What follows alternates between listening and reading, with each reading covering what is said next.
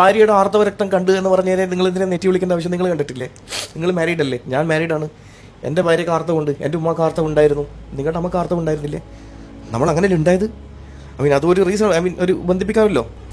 It's not simple. ഒരു 40 വയസ്സ് average ജീവിക്കുന്ന ഒരു സ്ത്രീ 28 ദിവസം കൂടുമ്പോൾ അവർ ആർത്തവ ദിവസം എടുത്തു നോക്കിക്കഴിഞ്ഞാൽ ഏകദേശം 521 പ്രാവശ്യം അവർ ആർത്തവത്തിൽ ഏർപ്പെടുന്നുണ്ട്. അറിയോ? ഇനിയും നോക്കാം. ഏകദേശം 5 ദിവസമാണ് ഈ സ്ത്രീകളുടെ ആർത്തവ ദിവസം ഉണ്ടാവുക ആവറേജ്.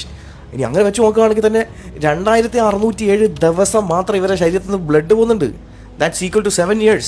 7 വർഷം കണ്ടിന്യൂസ് ബ്ലഡ് പോയാൽ കണ്ടിയിടും. ഇനിയും നോക്കാം. ഒരു ആവറേജ് ഈ ആർത്തവത്തിൽ 150 മില്ലിയോളം ബ്ലഡാണ് ഒരു സ്ത്രീയുടെ ശരീരത്തിൽ നിന്ന് പോകുന്നത്.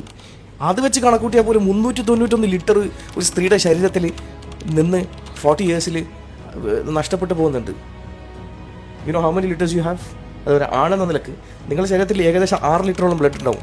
എന്നെ പോലത്തെ 65 നിരത്തി നിർത്തി കഴിഞ്ഞാൽ മാത്രമേ ഈ 301 ലിറ്റർ ഏകദേശമെങ്കിലും നമുക്ക് കണക്കാക്കാൻ പറ്റും. So they are strong. അതിലൊന്നും വെറുതെ ഫൈറ്റ് ചെയ്യല്ലേ.